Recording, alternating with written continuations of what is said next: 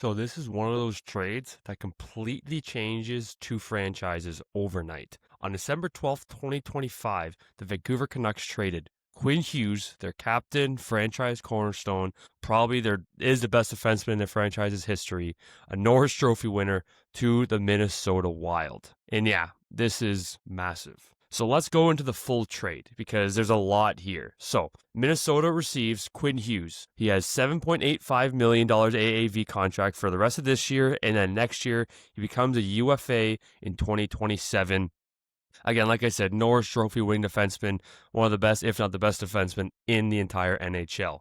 Vancouver received a ton for this player. They received Marco Rossi, Zeev Buium, Liam Öhgren, and Minnesota's 2026 first-round pick this year. That's not just a trade. That's a franchise reset. That's Minnesota going all in, and that's Vancouver.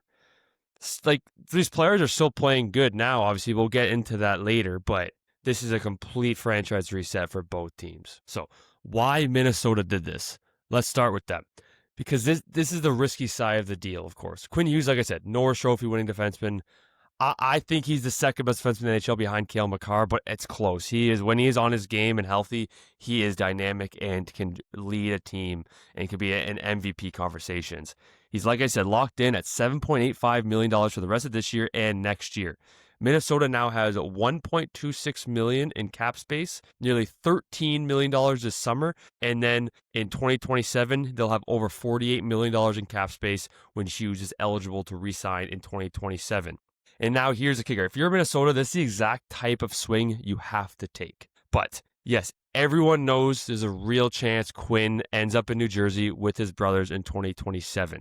But when a Norris caliber defenseman becomes available, you don't play scared. And Minnesota has something, or has an advantage over all the other teams. This is the last year they can offer an 8-year deal and just front load the fuck out of it.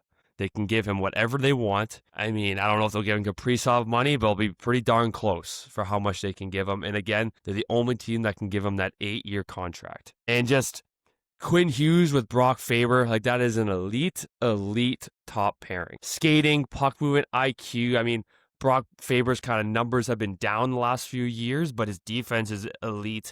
We saw what he did at Four Nations. Him and Hughes together is going to be ridiculous. Now some other teams involved. Buffalo, don't know why the hell they were involved. They are not going anywhere.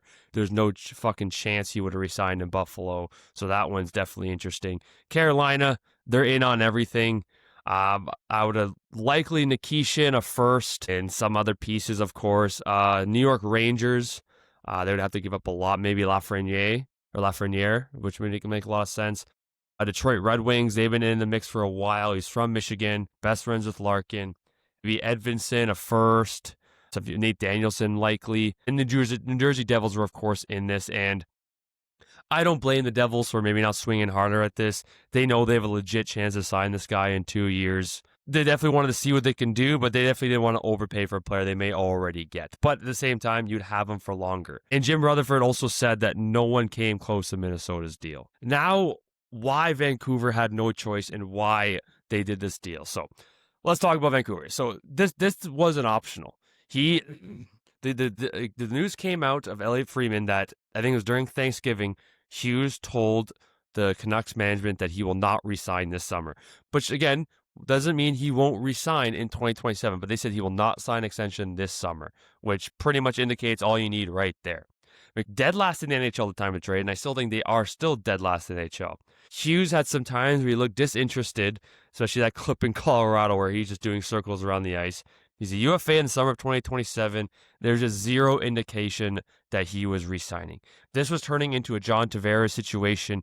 If they didn't move him now, they were going to get nothing later. And you can compare this trade to the Tkachuk trade, the Rantanen deal, more familiar with similar to the Rantanen deal because it was a contract situation. But I mean, to me, this is way bigger. They're talking about Norris caliber or Norris winning defenseman, still has some term on his deal, and Vancouver did all they could. Now, I said what Vancouver got, but let's really break this down cleanly and calmly, and this is where you guys maybe can argue. So, Marco Rossi is exactly what Vancouver needs right now. Minnesota fans, everyone's saying, he had 60 points last year.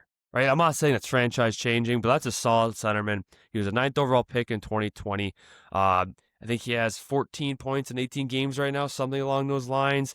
And Vancouver's, they just need any centers they can fucking get. When PD was out, at one point, their top 2 centers were David Camp and Aatu Ratti.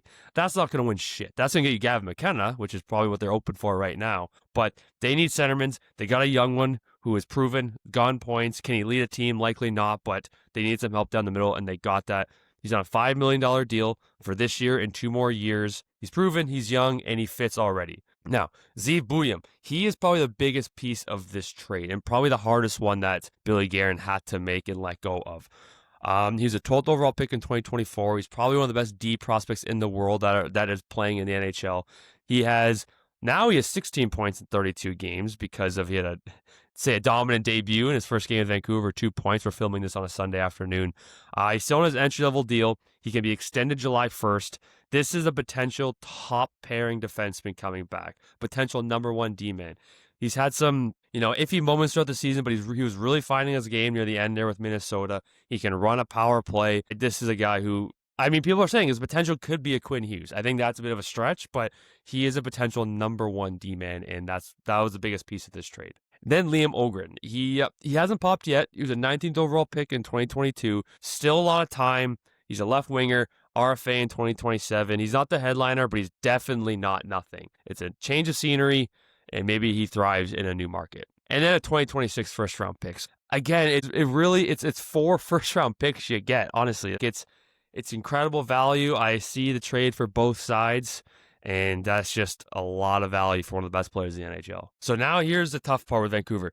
Vancouver is still in a brutal spot. Brutal.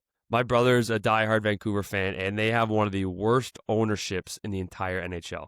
The Aquilinis, they refuse to rebuild. They want to just stay afloat so they still can make money, and they refuse to just sell the farm and get rid of a lot of their assets. This trade still kind of indicates that because, they got what they need, Marco Rossi, but also they still got some players for the future. Like, Buium will help their team win now, not as much as Quinn, of course, and they still got a first-round pick, so I don't know. They should trade Sherwood, in my opinion. I think you can snag a first for sure how he's playing. Listen to offers on PD. I don't think you need to, but if a team's willing to pay a lot for PD, why not? Why just go all in for McKenna? You need that franchise-altering guy and just start over. This should be a full teardown, and they should absolutely flip Sherwood. That's a second, maybe in a first, like I said. And listen on Pettersson. Maybe you can keep him because he's actually been playing really good this season. Obviously, he's been getting hurt, but see what's out there, float the player out there and see what's going on. Vancouver needs a tank, full stop. Aim for Gavin McKenna, get a true generational piece, build from the ground up because it's half in, half out for Vancouver. They've been trying to do for so long. It's exactly how you stay so mid for a decade. And a team that's been staying so mid for a decade, Minnesota, they finally took the risk, and I respect it a ton. Vancouver got a haul. Maybe people can say it's an overpay, but really, I don't think there's ever such thing as an overpay when you get a player like Quinn Hughes. I don't care if it's 5 first-round picks. You're getting one of the best players in the world, a player who, he's the best defenseman in that franchise history. He's already one of the best players in that franchise history. I know there's Sedins, Luongo, Burrow, Linden. I get all that. But Minnesota is a threat. They are a top 5 team in standings right now. They're in a juggernaut Central Division, and this made them better. Do I still think there's some issues down the middle, especially with losing Rossi? Yes, but that's maybe some other deals they can move. That's one of the options they can look at. But Hughes makes this team better. Him and Kaprizov and Boldy on the power play is going to be absolutely ridiculous. That's it. Let me know in the comments. I want to hear it. Did Minnesota overpay? Or did Vancouver wait too long? Let me know. Please comment, like, subscribe to the Buds Mafia YouTube channel. Follow us on Spotify and follow Buds and Pucks on X, Instagram, and TikTok. Go Buds. Hear me in the comments. I'll talk to you guys later. Tavares coming out, sends it in a goal. They score! They score! Holy mackerel, they score! Morgan Riley! Mo Riley! The Leafs have won it! They're going to the second round! Gonna run for it, he got it! And there he goes! Inside the 10, the 5! Oh!